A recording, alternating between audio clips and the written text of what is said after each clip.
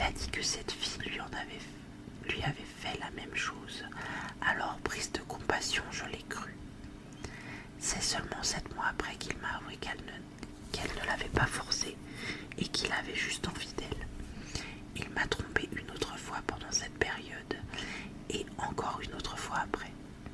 Il a eu des conversations ambiguës avec des filles et les stalkait avec d'autres comptes. Il m'a dit que c'était seulement amical, mais je n'y crois pas. On se voyait chaque vacances scolaires et on a passé tout ce mois de juillet ensemble.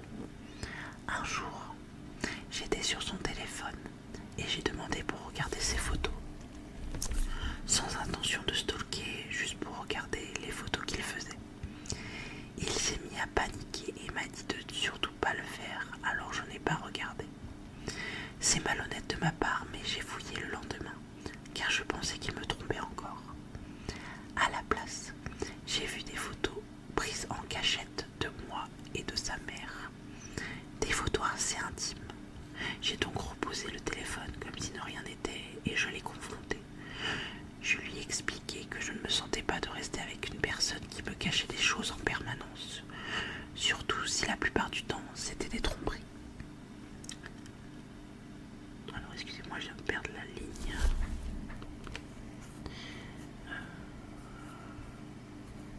Oh là là, j'ai perdu la ligne, c'est sérieux. Tromperie, voilà. Il m'a donc avoué et m'a montré les photos. J'ai dû jouer la surprise, mais c'était une douleur intense, car il savait que mon ex-petite amie m'avait forcé à faire des photos dénudées, et il a reproduit la même chose, mais sans que je le sache, et en plus avec sa mère. J'ai eu un dégoût pour lui. Quelques jours plus tard, on s'est disputé, car son meilleur ami, qui est mythomane, faisait tout pour que mon copain me trompe, et je n'en pouvais plus qu'il soit ambigu avec ses amies filles. Il m'a attrapé par le bras et m'a secoué. J'ai eu peur car un homme violent commence souvent par de petits gestes et finit par des coups. Je me suis donc dit que c'était un gros red flag. Il ne me calculait pas. Il jouait toujours sur son PC, ne prenait pas de douche, enfin bref. J'ai lu une conversation entre son autre meilleur ami et lui, disant que s'il voulait, il pouvait me pousser au suicide. Il m'a déjà poussé à me couper. Il m'insulte énormément, me manque de respect et j'en passe. Malgré tout, je l'aime et je n'arrive pas à me débarrasser de mes sentiments. Il m'a quitté il y a 3 semaines. Il me manque chaque seconde et je n'arrive pas à oublier tous les moments où il était l'homme parfait, me donnait tout l'amour du monde. J'ai peur d'accepter qu'il revienne car il dit qu'il reviendrait sûrement et je suis dépendante affective de lui. Je souffre de voir les gens s'amuser avec lui, encore plus les filles, car ils ne savent pas son vrai visage. Il me fait du chantage. Si je dis quelque chose à quelqu'un, il dira à mes parents que je me mutile pour ma sécurité. Je l'ai dit à 3 personnes de confiance, mais ça ne m'aide pas à moins souffrir. Je veux dire aux gens qui il est vraiment, car il est malheureux dans sa vie. Il a besoin d'amis, et son meilleur ami mythomane est une emprise sur lui dont il ne souhaite pas se débarrasser. Je n'ai que 17 ans et j'ai peur de porter plainte pour les photos et tout le harcèlement moral qu'il m'a fait. Je veux pas le faire maintenant et sûrement jamais. En parler à mes parents encore moins. Merci d'avoir pris le temps et prends soin de toi. Déjà, je te souhaite, je tiens à te souhaiter mes félicitations d'avoir pris le temps de m'écrire un si gros pavé,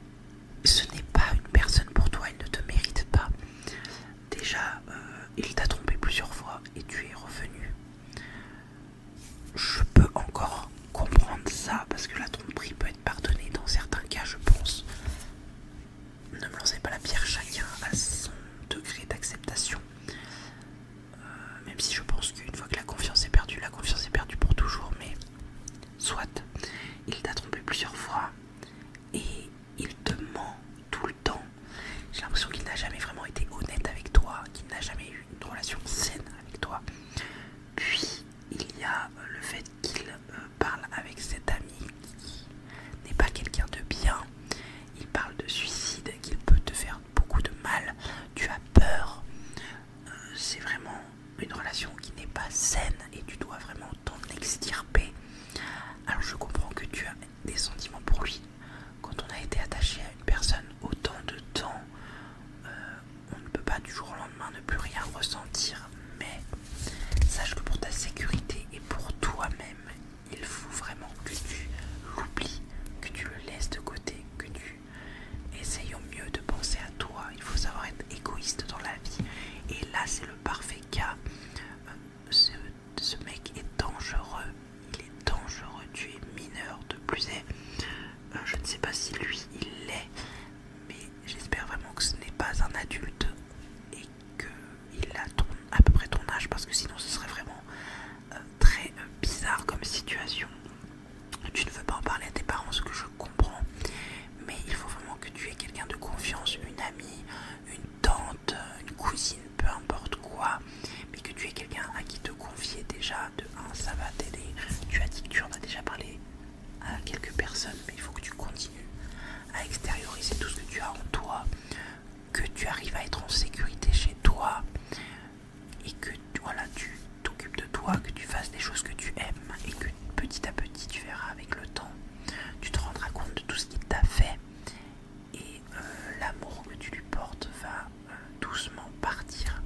Il faut juste pas que tu y retournes, ce qui est très facile à dire mais compliqué à faire parce qu'il va forcément un jour ou l'autre revenir vers toi quand il s'ennuiera ou qu'il aura besoin voilà, juste de quelqu'un à côté de lui. Et il sait très bien que tu seras là s'il demande. C'est là que ça va être le plus dur. Il va falloir que tu résistes, il va falloir que tu sois forte. Mais je crois en toi. Je mets beaucoup d'espoir en toi. Je sais que tu peux y arriver. Il faut vraiment... Voilà, ce type c'est un C-O-N-N-A-R-D. Je ne veux pas dire le mot, mais voilà, c'est un gros C-O-N.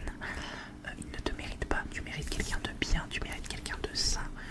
Tu mérites de vraiment connaître l'amour parce que ça, ce que tu as vécu, ce n'est pas de l'amour. Voilà, je suis désolée de te le dire, mais ce qu'il a fait avec toi, ce n'est pas correct. C'est horrible. Tu ne veux pas porter plainte, je comprends. Tu ne veux pas parler avec tes parents, je comprends. Mais si demain il veut revenir vers toi et que tu refuses, il peut et peut-être qu'il fera. Ça dépend. Je ne sais pas quel tempérament il a et s'il a les couilles de le faire, mais envoyer les photos dénudées qu'il a pris de toi. Si vraiment il fait ça, là tu n'auras pas d'autre choix que de porter plainte. Voilà. Donc ce que je te souhaite, c'est j'espère qu'aujourd'hui tu vas mieux. J'espère que tu n'y es pas retourné, que tu as réussi à tourner la page. Surtout pense à toi, pense à te confier, pense à faire des choses qui te plaisent, à trouver des hobbies, à t'occuper l'esprit pour petit à petit passer à autre chose. Voilà, j'espère en tout cas que tu vas mieux et n'hésite pas si tu passes dans cette vidéo à nous faire une petite update de ta situation. Je serai avec joie de voir ce qui s'est passé. Tu as tout mon soutien. Donc on va passer au deuxième cas. Donc déplacé vers cas, on répond numéro 2. Donc ce cas date du jeudi 4 janvier et il est assez long également. Donc il est de Lilou. Donc comment vas-tu? Voici une de mes histoires. Un jour, je suis allée au collège. Je suis en 3e année de collège. Aujourd'hui, je suis en 4e année. Je suis à l'université Kyunghee. Désolé pour ma prononciation, mais je ne parle pas du tout coréen, donc s'il y a des noms assez compliqués, je fais de mon mieux. Et ce jour-ci, je suis allée en salle des professeurs rendre un DM. J'ai rencontré un garçon, Jo So-hoon. Ce garçon est était nouveau. Évidemment, on m'a demandé de lui faire la visite du collège. J'ai accepté. Ensuite, après la visite, je suis retournée en classe et 30 minutes plus tard, il fallait aller déjeuner. En Corée, nous déjeunons à 11 h jusqu'à 13 h. Je suis partie déjeuner au restaurant. Ce restaurant est près de mon université. J'y suis allée en repartant dans ma classe. Je suis passée aux toilettes, me débarbouiller et me coiffer, car en Corée, l'apparence est très prise en compte. Je me suis lavé les mains, puis je me suis essuyée. Je suis sortie des toilettes et suis repartie en classe. En passant par le couloir B, j'ai vu une fille et son groupe embêter le nouveau. Sur le moment, une montée de colère est arrivée. Je me suis précipitée, j'ai giflé la fille. J'ai attrapé la main du nouveau, puis j'ai couru. Je m'étais fait harceler en première année de collège. Je pense qu'à ce moment précis, je me suis vue me faire frapper. C'est ce qui a dû jouer sur la réaction rapide et impensée. Je l'ai ramenée dans les toilettes, là où le groupe de filles ne pouvait pas rentrer. À ce moment, je lui ai dit de me dire si elle continuait. Il a hoché la tête et il m'a fait un petit sourire. Je suis rentrée chez moi en m'assurant de rentrer avec lui. Je ne le savais pas, mais il habite à 2 pas de maison. Le lendemain, nous sommes partis ensemble. Nous sommes allés déjeuner à la cafétéria. Pendant que je buvais mon jus d'orange, je me suis tachée, car je suis idiot. Je suis donc allée me changer dans les toilettes. En arrivant, je me change tranquillement sans me douter de rien. Quand je suis revenue voir le nouveau, je ne l'ai pas trouvé. Son sac était ouvert, il n'y avait plus son téléphone ni ses écouteurs. J'ai pris mon sac et je me suis précipitée et couru dans le couloir B. Il y avait encore ses filles et le nouveau, le nez dégoulinant de sang. Je me suis précipitée et sans réfléchir, j'ai frappé la fille qui le persécutait. Les 2 autres, elles ne faisaient que le suivre. J'ai répété 3 fois, ne plaisante jamais avec Joe. Le harcèlement me dégoûte. À ce moment, j'ai perdu mon calme. J'ai commencé à la frapper. Elle avait le nez saignant, évidemment. Idiot que je suis, j'ai hurlé comme un animal. Un surveillant est arrivé et m'a collé. J'ai été convoqué dans le bureau du proviseur. Il m'a engueulé et m'a dit qu'il ne fallait pas s'en prendre à une fille, même si ce n'est pas un ange. Je suis en exclusion de 3 jours. En revenant au collège, le nouveau vient me parler. On discute, puis on rentre en classe. Malheureusement, j'étais dans la classe de la fille et elle me faisait des regards noirs. En sortant, j'ai demandé le numéro de Josun. Il me l'a donné et nous avons programmé une sortie. C'était au parc. On s'y rejoint et on a discuté un peu de ce qu'il subissait au collège. Il m'a expliqué que ses filles l'harcelaient car il est gay. Je lui ai donné, je lui ai parlé et on rentre en classe. Malheureusement, j'ai sauté la ligne. Il m'a donné et nous avons programmé une sortie. J'ai répété que ce n'était rien et qu'il avait le droit d'être gay. Au bout d'1 heure, nos parents m'ont appelé. J'ai des cours de karaté privé. Je devais y aller. Je le salue et je suis partie tout en lui envoyant un message « Rentre bien ». Vers 17 h, je suis rentrée chez moi. Je me suis posée tranquillement dans mon lit. Je regardais TikTok et j'ai reçu un appel de lui. Je pense que maintenant, vous aurez compris que son nom, il m'avait proposé d'aller à l'aquarium. Il connaissait mon amour pour les animaux marins. J'ai évidemment dit oui. On s'est retrouvés à l'aquarium le lendemain. C'était un dimanche, alors nous avions pris tout notre temps. Après avoir discuté un peu et avoir fait le tour, je suis partie chercher des boissons. Et sur mon chemin, j'ai croisé le groupe de filles. Elles ne m'effrayaient pas. Mais je n'avais pas envie de me battre ici. Alors j'ai pris mes boissons et je suis partie rejoindre Jutsu, qui d'ailleurs était parti aux toilettes. Alors je l'ai attendu. Une fois sorti, je lui ai donné ma boisson. On a passé la journée à rigoler. Cela faisait 1 semaine que l'on se connaissait et je l'aimais beaucoup. C'était un très bon ami. Je suis rentrée chez moi. Puis la semaine est passée.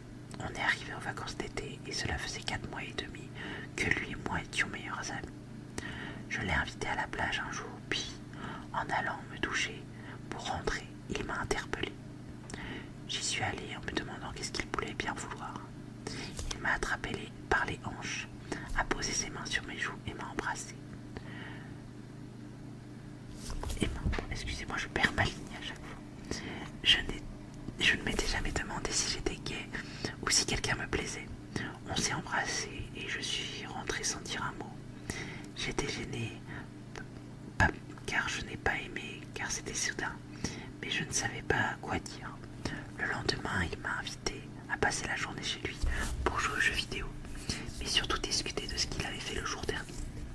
Je suis arrivée et mis des chaussons et on est monté jouer. Quelques heures plus tard, il me regarde et me dit « Pardon pour hier, je n'aurais pas dû ». J'avais l'impression qu'il se sentait coupable et pour je ne sais quelle raison, je l'ai embrassé. On s'est embrassé environ 5 minutes. Mon cœur battait la chamade. Je ne savais pas quoi faire. J'ai arrêté et je me suis enfui dans la salle de bain. Je me débarbouillai et suis reparti le voir. Il s'est levé et m'a embrassé. On s'est embrassé un long moment et je suis partie. Je lui ai envoyé un message en disant « Ce qui veut dire je t'aime en coréen ».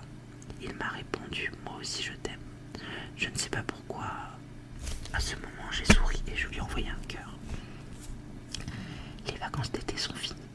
Pendant celles-ci, lui et moi, nous sommes invités chez nous plusieurs fois pour s'embrasser dans le regard, pour s'embrasser sans le regard des autres.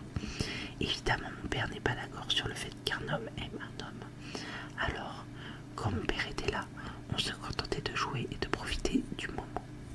Le jour de la rentrée, il m'a demandé d'aller dans les toilettes. J'y suis allée en me demandant pourquoi. Quand je suis arrivée, j'ai vu qu'il m'attendait. Il m'a demandé d'entrer dans les toilettes. Il m'a touché les cheveux et m'a embrassée. Je suis devenue vite rouge. Je l'ai embrassé à mon tour. Je suis partie dans ma classe. Quelques jours plus tard, on s'est disputé car je n'étais pas souvent là pour lui. J'ai pleuré énormément et on s'est réconciliés. Arrivé aux vacances d'hiver, on était toujours ensemble. Un jour où je l'ai invité chez moi, il m'a dit « Je veux qu'on essaye de le faire ». Je ne comprenais pas au début, mais j'ai vite compris. J'avais vraiment envie de le faire, alors nous l'avons fait. Après les vacances de Noël, nous avons emménagé ensemble. Et aujourd'hui, nous sommes toujours ensemble. Je voulais vous partager mon histoire. En fait, je m'appelle... c'est un nom en coréen. Ça se lit Taekyung Camilla. Désolée pour la prononciation. Merci d'avoir lu mon histoire Bisous de Corée. Et ben, c'est une histoire vraiment très touchante et très très mignonne. J'espère qu'aujourd'hui vous êtes toujours ensemble. N'hésite pas à m'envoyer un petit update. Et vraiment, je vous souhaite tout le bonheur du monde. Et j'espère vraiment que vous êtes toujours autant amoureux. Ça fait aussi plaisir dans les cas où on répond de tomber sur ce genre de cas. Un amour pur, un amour sain. Parce que malheureusement, comme vous l'avez vu dans le cas numéro 1, l'amour n'est pas toujours très très réjouissant. Donc vraiment, je te souhaite tout l'amour du monde avec ton petit chéri. Et donc, on va passer au cas numéro 3, qui date du 6 janvier. Et ce sera le dernier de cette vidéo.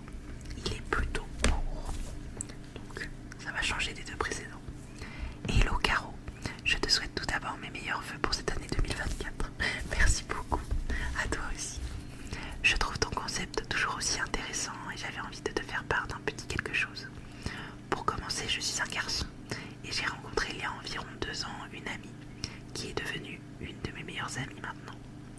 Elle n'avait jamais parlé d'autres garçons entre-temps, mais depuis le début de cette année, elle est en flirt avec un garçon avec qui je m'entends bien. Le problème, c'est que je ressens de la jalousie au fond de moi, alors que c'est une amie. Je ne ressens rien d'amoureux envers elle, et surtout, c'est que je suis gay. Et pareil, je ne ressens rien pour le garçon avec qui elle est en flirt, mais avec toutes mes autres amies ayant un petit copain, ça ne me le fait pas. Je ne trouve pas ça normal et je n'ai pas envie de cacher ses flirts, mais je n'aime pas la voir avec lui. Suis-je un ami toxique pour elle? Je te remercie d'avance. Bonne journée à toi. Eh bien, c'est un cas très intéressant, ma foi. Donc, tu es gay et tu as une meilleure amie. Et cette meilleure amie flirte c'est que ceci ne se passe pas avec tes autres amis. Alors peut-être que pour moi il y a deux cas à il y a deux réponses à ce cas. C'est soit tu es bisexuel et tu as des sentiments que tu ne te rends pas compte pour cet ami, soit c'est de la jalousie et tu as peur de la perdre. Moi je vois ces deux cas-là. Donc je pense que vu que ce cas date de début janvier, il y a sûrement eu des updates. Donc si jamais tu as une update à me donner, n'hésite pas.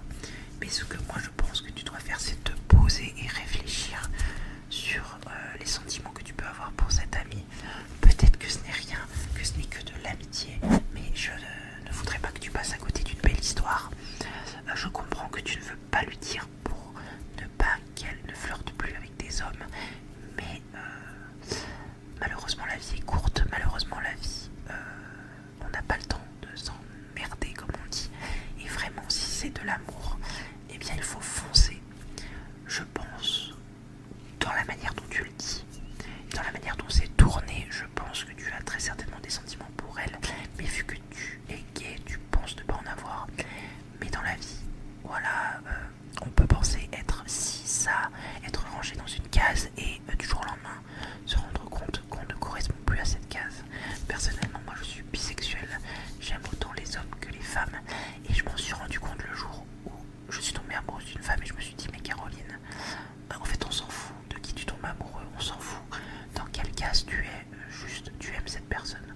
Voilà, je pense que tu dois pas te prendre la tête et te poser les bonnes questions et savoir. Je pense que le temps fera les choses et je pense que si cet ami sort réellement avec un garçon, peut-être que tu te rendras compte des choses, peut-être que tu te diras eh ben zut, en fait je l'aimais. Donc tiens-moi au courant de la suite. J'ai vraiment envie de savoir la suite de cette histoire et j'espère en tout cas que tu le vis bien, que tu ne souffres pas trop de cette situation parce que c'est vrai que c'est compliqué de savoir vers où aller, de savoir comment réagir, de contenir ses sentiments, tout ça je comprends que c'est compliqué donc j'espère que tu as su trouver la réponse à tes questions. J'ai essayé d'être global parce que je ne veux pas, enfin car on répond c'est pour vous aider au mieux, mais je ne suis pas là pour prendre les décisions à votre place. Je ne peux pas dire en fait on s'en fout que t'es gay, sors avec elle. Non, moi je tiens juste à te préciser que je pense que tu as des sentiments envers elle, que tu devrais te poser. Excusez-moi pour ma voix, j'ai un peu